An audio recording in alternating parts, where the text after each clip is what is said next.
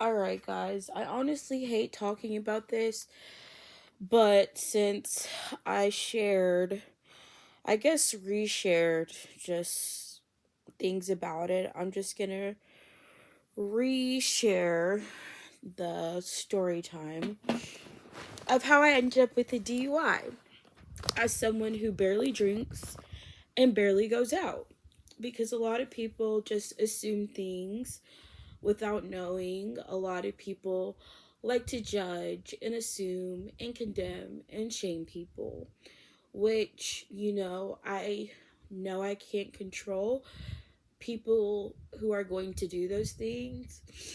And it's frustrating having people assume your character, assume your heart, assume your intentions, whatever, or just try to shame you or ridicule you or put you down.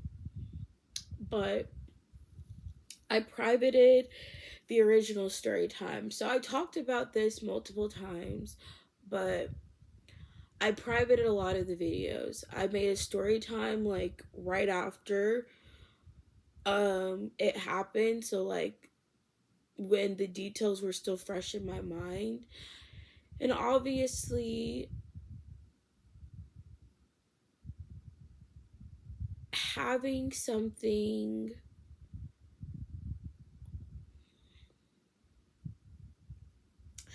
I think this is where or how I kind of think about it. When someone is arrested and then it's put in the news for people to see and for people to judge, it gives people some sort of a it's like a way for people to look at that person and be like, "Oh, look what they did. Did you see who just got like, it's something for people to talk about, for people to gossip about." And in a lot of ways it kind of is like a way to shame people. Now I understand like crimes are posted publicly sometimes just for safety reasons, but I think a lot of the time it's more so as just a way to I don't know. I have mixed feelings about it, but obviously it's different because I'm on the other end. Now, me personally, I'm not looking at stuff like that. I'm not nosy. I'm not looking for other people's business or things like that. If someone has, past trouble with the law, I'm not trying to shame or condemn that person, but that's just because of the type of person I am. But not everyone is the same. Some people like looking at stuff like that, um, so that they can, judge and shame and say, look what this person did. I'm so much better. Whatever. So I feel like, when you can, when there's, information about someone that's considered public information, it's people feel like they have a right to judge. But a lot of people are doing things behind closed doors that no one can see. Um, and, just living these secret lives in shame in the dark that other people don't know about. And so it's almost like a lot of people like to think they're better than others just because their shortcomings are not as easily accessible to the rest of the world as others. But no one is perfect, and just because someone struggles differently doesn't mean you are somehow better than them or have a right to judge or condemn others. Anyways, I'm going to get into the story time. Well, it's been almost a year, actually. Well, not exactly a year. Like 2 weeks less than a year, actually, to the day. So, a year ago, I was at my friend's place for like a little girls' paint night. Um, at one of my friends from my church group.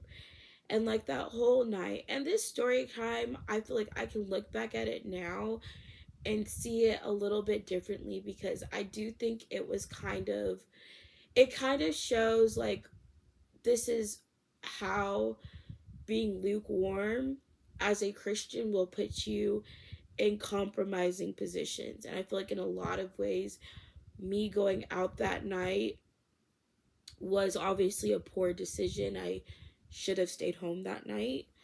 That's probably my biggest regret, although I can't change the choices that I made and the situation I'm currently in.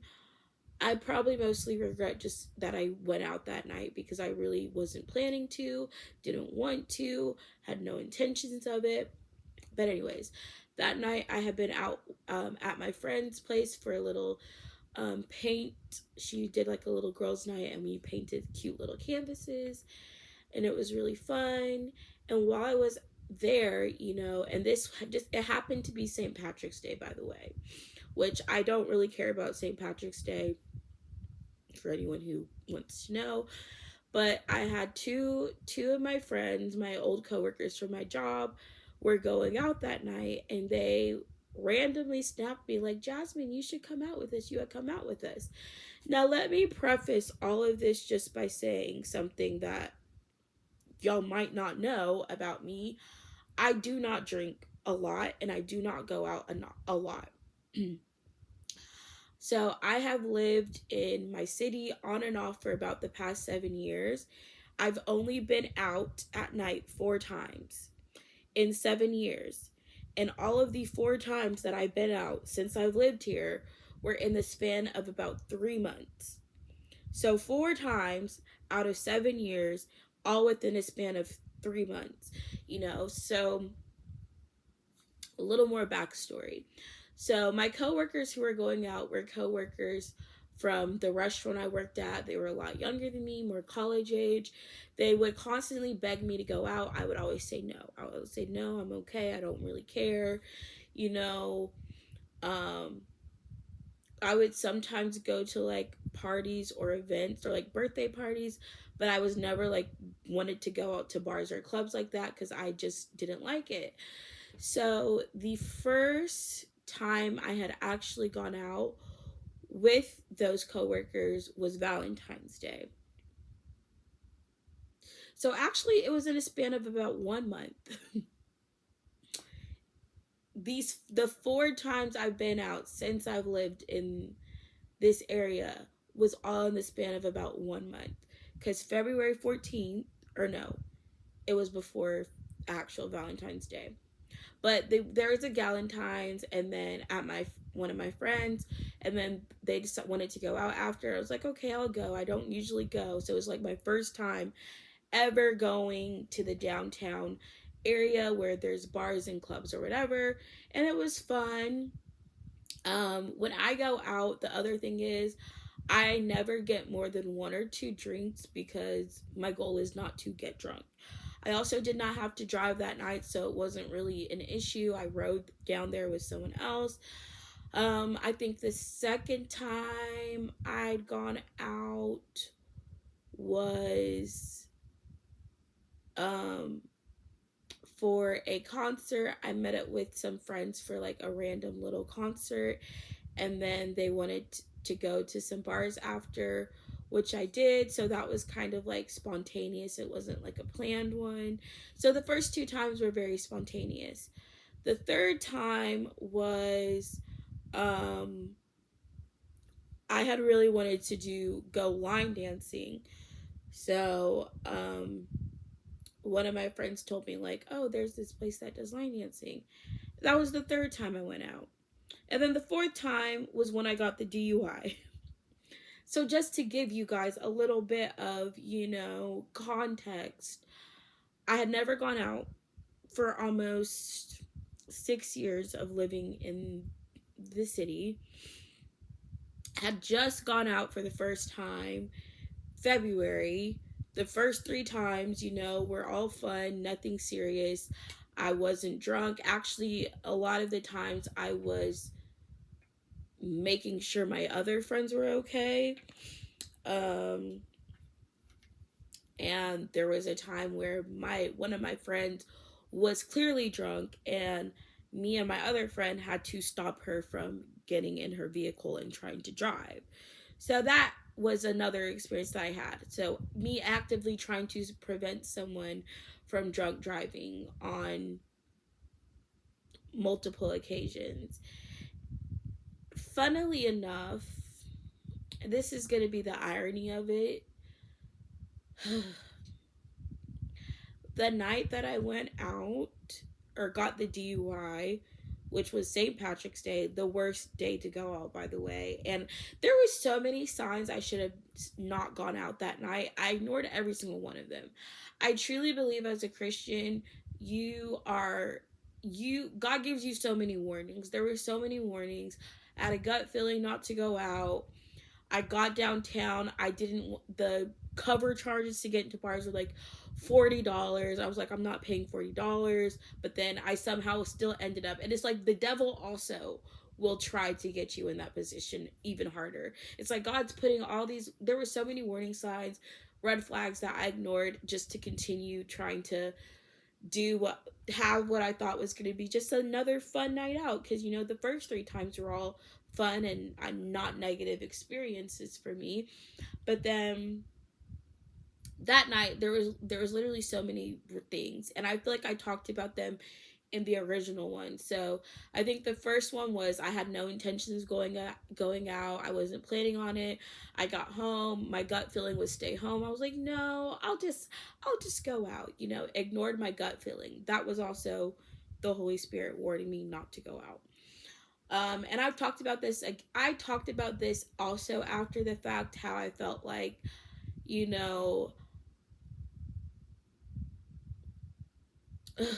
let me just finish the story time and not get ahead of myself. So there have been lots of warnings, red thing. There was plenty of things. The ironic fact is my friend, by the way, who is now sober from alcohol. And I honestly feel like me being in the situation was something that led to her actually being sober, which, I think is a good thing if that is one of the positive things that came out of me getting this DUI.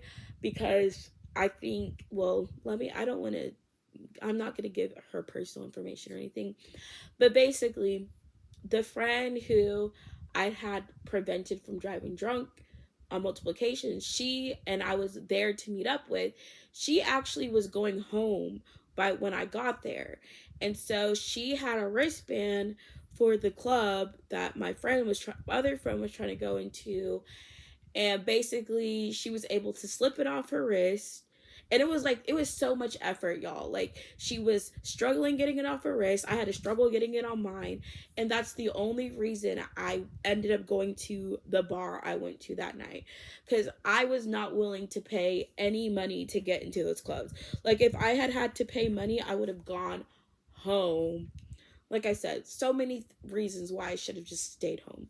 But anyways, because I was able to finesse a wristband from that friend who went home that night. And to be quite honest, the friend who was going home that night was probably actually driving drunk. And I don't say that it's not to judge her, but I honestly feel like she was so used to getting away with it.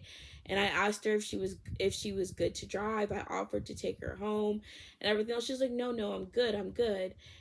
And like I said, she made it home safely. Thank you, Jesus. And the other ironic thing is, after it wasn't a officer who arrested me, it was a state trooper, which is like the worst people to get pulled over. Anyways, the state trooper who arrested me was like, yeah, I usually don't catch the ones who are professional drunk drivers, because they're professional drunk drivers. He's like, I always end up getting the people who rarely drink and rarely go out. I was like, well, that's kind of weird, isn't that? Anyways, So basically, there was all these signs that I should have stayed home. Ignored them, and we finally get into this bar, and the usual drink of choice that I order is a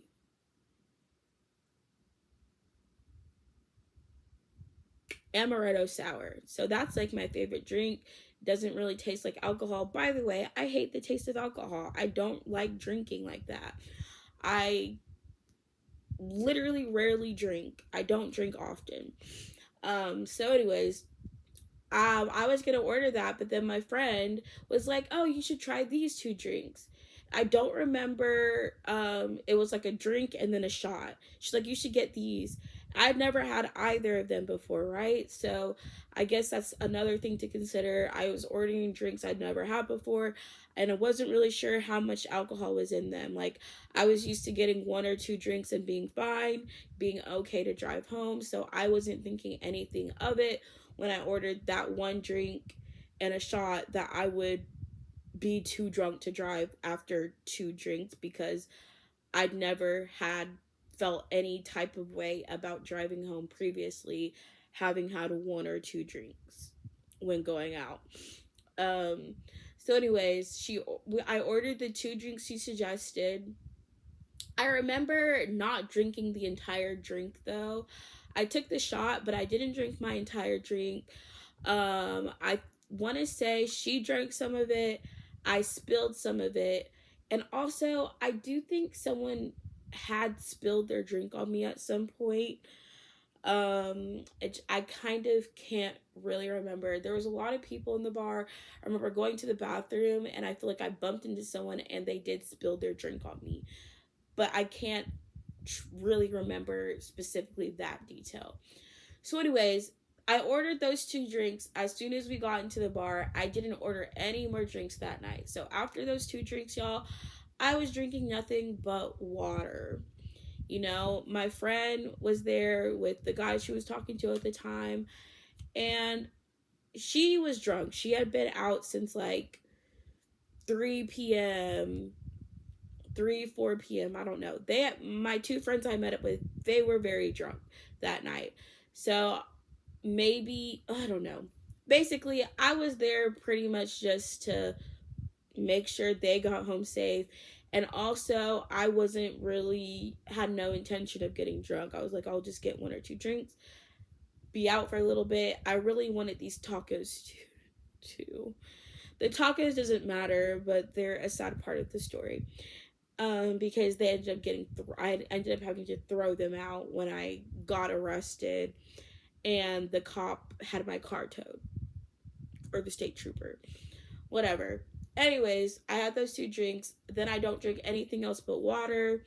The bar's closed. My friend wants to get her tacos. So there's this restaurant downtown that on the weekends after the bars close has like a little stand, and they sell birria tacos and anything. The burrito tacos are so good. They're like one of my favorite things to get. And honestly, there have been times where I went out solely to get those tacos.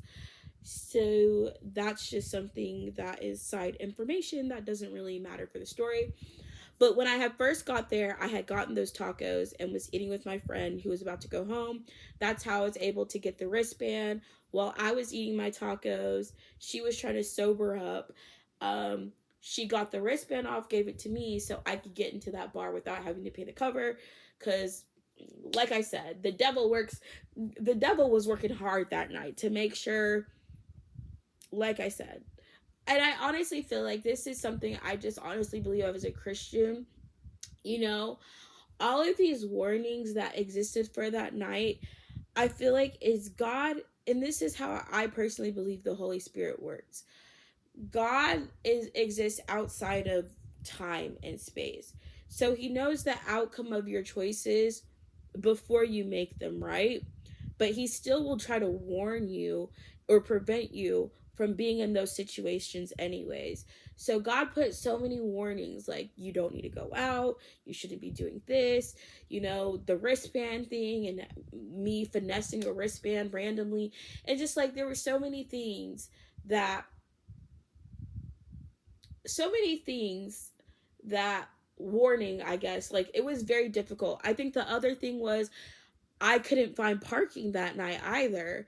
And like the parking I did find, I like literally fought someone to get that parking. Like, it was so many things. Like, at that point, I was so convinced in like I need to go out. Like, it was hard. Like, the fact that there were so many things, like so many obstacles hurdles I had to get through, because when I first got there I couldn't find parking in the normal places because it was still crowded and packed, and I was fighting to get a parking. Like, there were so many obstacles that were put to try to prevent me from being out that night, and all I did was stubborn. I was stubborn and hard-headed, and just thinking I wanted to be out after I made that decision. So it's just like sometimes those obstacles that are in our way are actually there to protect us, to prevent you from being in a situation like the one I ended up in. So anyways,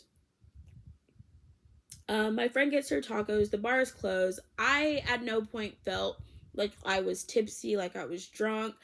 I never felt like I was inebriated. So I guess I wasn't ever questioning if I needed to get a ride home. And I will say this, like, because after those first two drinks, I was just drinking water the rest of the night. I didn't feel like I was at risk to myself or other people. But one thing that I also have to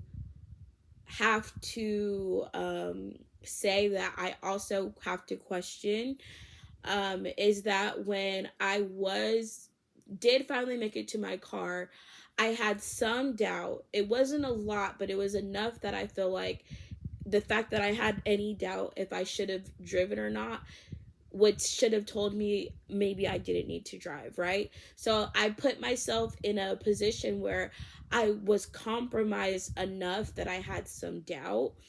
And that's the doubt that I feel like tells me I should not have been driving.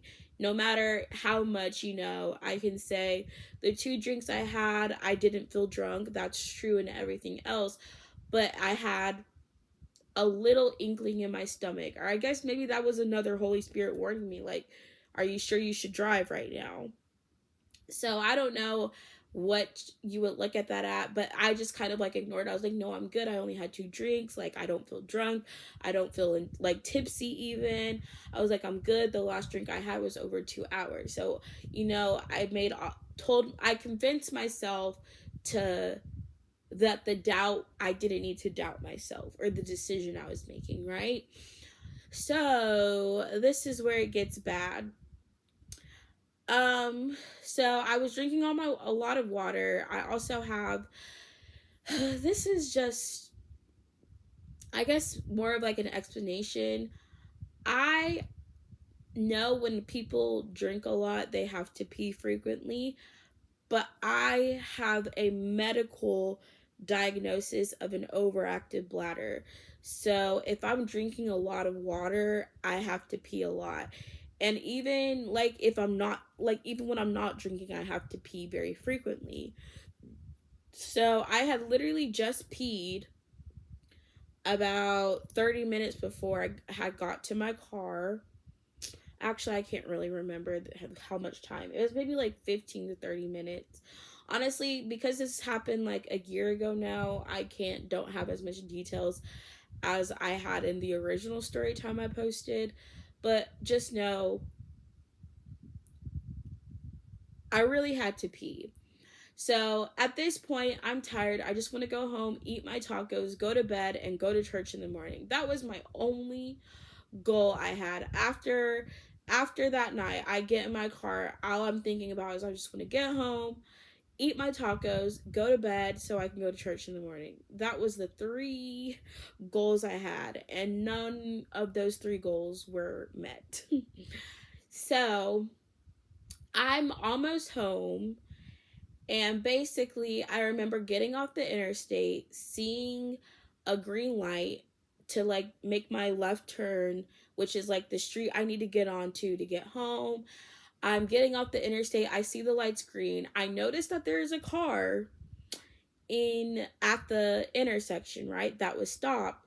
But because I'm getting off the I'm getting off of a highway where the speed limit, I want to say, is like 60, 65. It might be 60 or 55, but I believe it's either 55, 60, or 65. So I'm already going that speed getting onto the exit. And then I see it's the green light. I want to get home because, I'm just at this point, I'm ready to be in bed. I'm ready to go to sleep. I'm like, I'm almost home. So I'm speeding up to make this green light.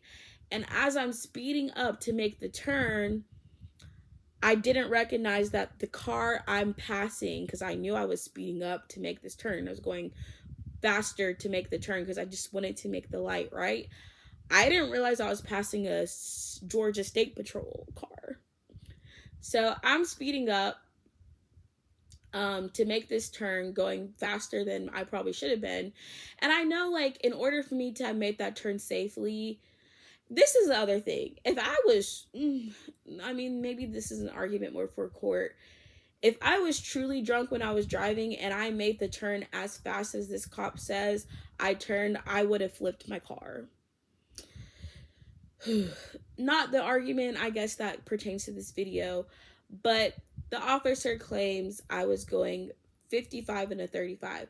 Now, I know I was getting off of 50 and a 35. I also don't know, I honestly don't know how all of the logistics of it work, but I personally feel like I know those cars can gauge cars as they're approaching them. So it's probably true I was approaching that intersection at a speed of 50 miles because initially I was slowing down, getting off the exit, and then I started speeding up to make the light. But it's not possible I could have safely made that turn at 50 miles per hour. Just saying. But anyways, he probably took the speed as I was approaching the light and turning onto the street and said I was going 50, but that's, I guess, semantics. Anyways, the point is I sped up on this turn and sped past the State Patrol guy unknowingly. And, because all I'm thinking about is I want to get home, I want to go to bed, and I want to go to church in the morning. Anyways, and I also had to pee. I did have to pee pretty bad at that point. Not that that's an excuse to speed, but, I really was trying to just get home. So, shortly after turning onto the street, which I know I had to slow down. It's like I had to speed up to get to the light, but I had to slow down to actually make the turn.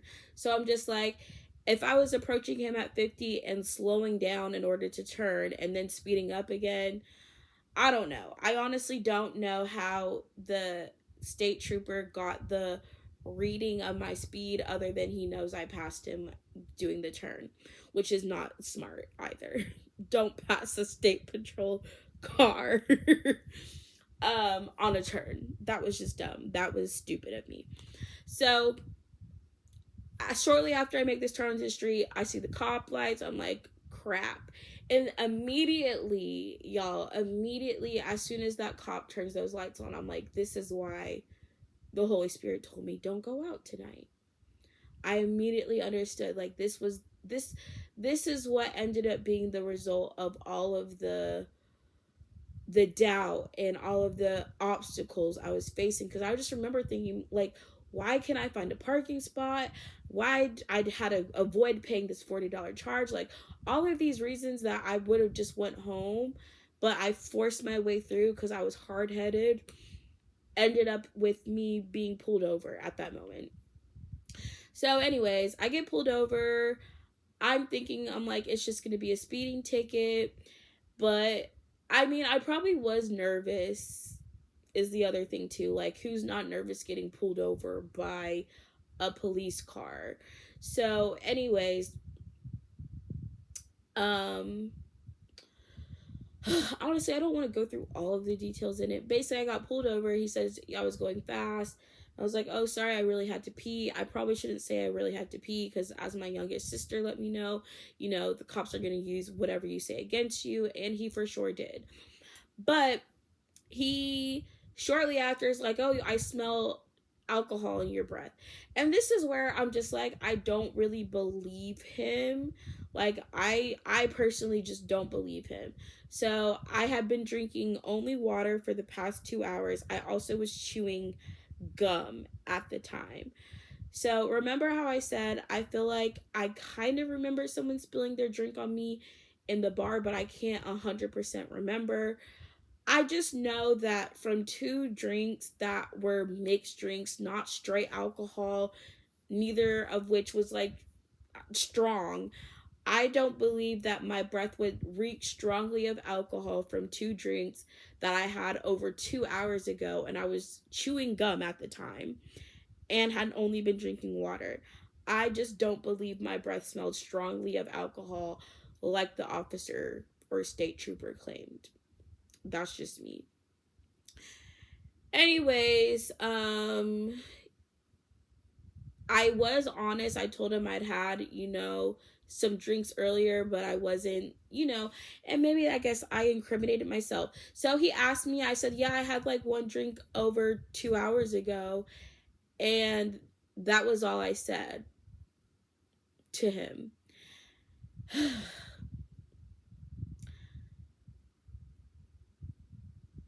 Then I feel like as soon as he asked me to step out of my car, I knew it was over. Honestly, I was like, this is not going to be good.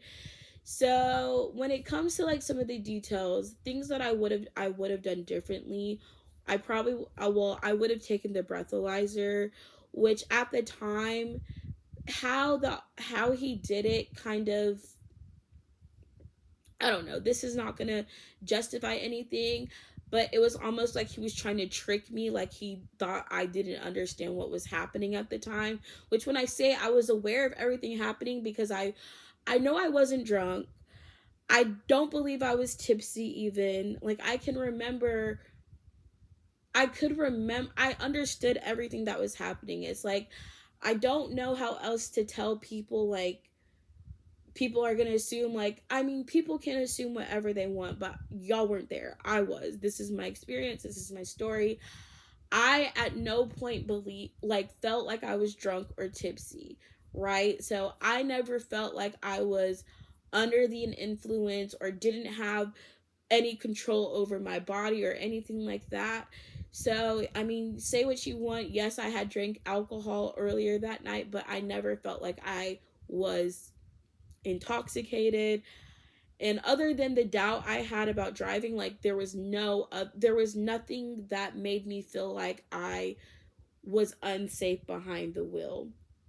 Now, I guess maybe the fact that I had sped up to make this turn, getting off the highway I obviously made bad choices to end up in the situation I ended up in, and I'm not negating that, but I don't know. I guess I'm just explaining from my perspective. I didn't believe that I was showing any signs of being drunk or inebriated, especially after all the drunk people I was around that night. Anyways, he asked me to get out my car, then makes me do the little follow his finger. There's a lot of other, I guess, things about it that I feel like aren't the best evidence. So I wasn't wearing my glasses. I'm already exhausted. I'm tired. I just want to go home. I had to pee. He claimed my eyes were a little jerky during the eye test. Which I guess that's fine, but I also have astigmatism. So if you shine a light in my eye up close, I can't really see that well. And I wasn't wearing my glasses. Anyways, then he like shoves something in my face, like tries to be sneaky about it. He just shoves something in my face and says, blow on this. I look at it, and the first thing I think is, that thing looks nasty. I'm not putting that in my mouth.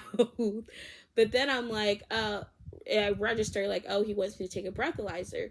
And so I asked him, oh, do I have to do this? Because I'm thinking, like, I'm obviously not drunk. Why do you want me to take a breathalyzer? And he tells me, no, you don't have to. well, he said, well, technically, no, you don't have to. And at this point, I'm thinking, oh, it's optional. I say, so I tell him, oh, well, I'd rather not. So I refused the breathalyzer, not thinking I was refusing a requirement by law, because I guess I asked a question. His response, technically no, was the truth, but also technically yes, by law I'm supposed to take it, which I wasn't aware of. I can't remember what it's called, informed consent or something like that, or implied consent law, but I wasn't aware of that. Y'all, it's not like I've gotten DUIs all the time. It's not like I'm going out drinking all the time. I don't know about stupid, I'm not gonna say it's stupid law, but I didn't know about, why would I know laws about, if a cop tells you have to take a breathalyzer, you gotta take it. I'm not out drinking like that. So anyways, I wasn't aware of this law. Ignorant, whatever you could say. But he made it seem optional. I didn't want to have to take a breathalyzer anyways, because I'm thinking, I'm not drunk. Why are you asking me to take a breathalyzer? So he tells me, no, I don't have to. And then at this point, I'm just like, I'm freaking out, because I already knew like this wasn't going to end well. And yeah, then he ends up saying, well, I'm putting you under arrest, blah, blah, blah, puts me in the car. This whole time, I'm just like, I feel like I was kind of just in shock and disbelief. Like, I really can't believe this is happening. I'm also just thinking to myself, like, this is why you shouldn't have gone out. Like, this is why all of these things, obstacles, were happening this night, because God knew this was the outcome of the choices that I made that night. So even though God knew like the choices I would make that night were going to lead to this decision, he still tried to put obstacles in my way to prevent it from happening. I just was so hard-headed that I didn't take heed to the warnings, and I continued trying to do something that, as a Christian, I really shouldn't have been going out that night anyways. That's why I said being a lukewarm Christian puts you in a compromising position, because I had no business being out that night. I knew it. I literally left a night with my Christian group friends doing, a little wine. There was no alcohol involved. It was just a fun girls' night. I left my Christian friends to hang out with my worldly friends, and then I ended up in that position. So that's how I kind of look at it going back, like, me trying to be both in the world but also be Christian. And I compromised my beliefs as a Christian. I was compromising what I knew was not a good decision, and I was hard-headed in it too.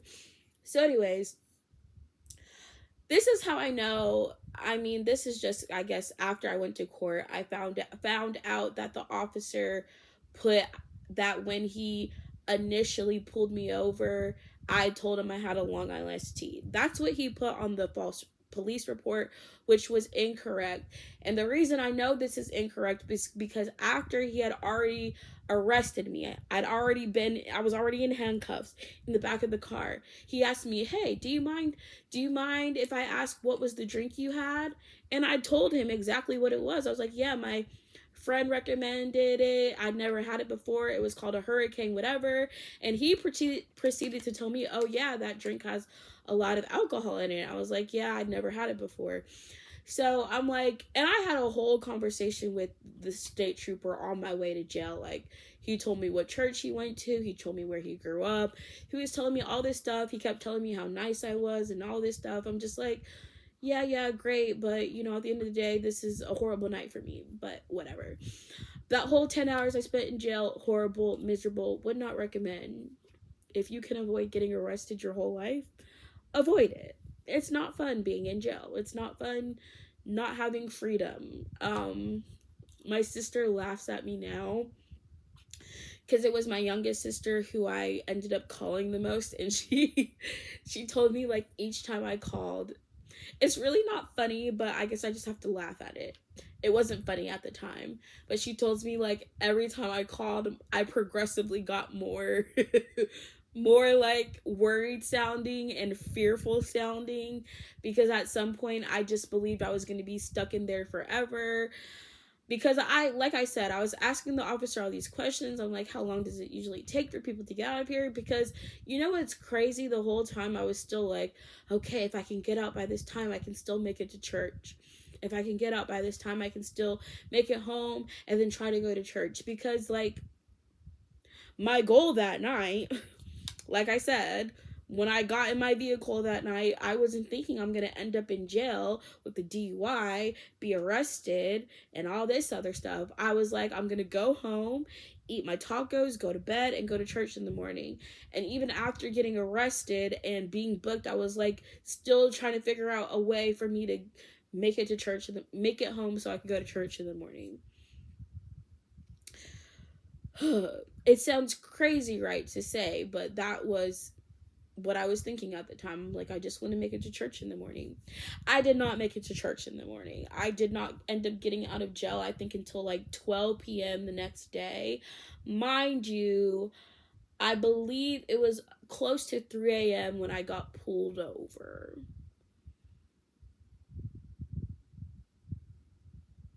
I don't remember what time. And then my car got towed. You know, I had to spend money to get my car untowed. I had to spend money getting an Uber from jail to my house. Then I didn't have a car for like a day and had to, like, so many consequences, y'all. I've lost my ability to do Uber, my ability to do Instacart. And that was all before I even went to court for it. I talked about my court experience. It was not good. The judge, was just, I get it. Like, obviously, a DUI is a serious offense. You know, people lose their lives because people made a choice to drink and drive, right? So it's like, I understand the seriousness of drinking and driving more than anyone knows. I've prevented a lot of my friends from driving drunk on many occasions because I know it's serious. I used to always be the DD in college. Like, in college, I wasn't even going out and drinking. I was always the one who was sober and driving everyone. So that is, you know, people don't know me personally, so they just hear a story and see, you know, me share I got a DUI and just assume everything about me as a person, right? Because, you know, that's what my, I guess, what is it called? My rap sheet? I don't know. I guess I have a rap sheet now. But that's what I guess you could find about me. And so I do think, like, the experience when I went back to court most recently, you know, it's like I just felt really judged because obviously I'm being judged. It's a court of law. I am being judged. That's literally the purpose of being in court. So, you know, I know what my record says, but I also know the truth about what actually happened that night. Now, if it's up for, obviously, at this point, it's already pretty much a done deal. It's been almost a year since it happened. My probation ends soon. I just have to pay $200 more and then I'm done, basically. So it's like, it's not a fun situation to be in. It's not something I'm proud of. I still feel a lot of, you know, shame about it at times, especially when people who don't know anything about me try to comment on it and tell me, you know, about my own experience and just assume the worst about me as a person. That I don't enjoy, but I also know I can't control it. But it still sucks to experience. But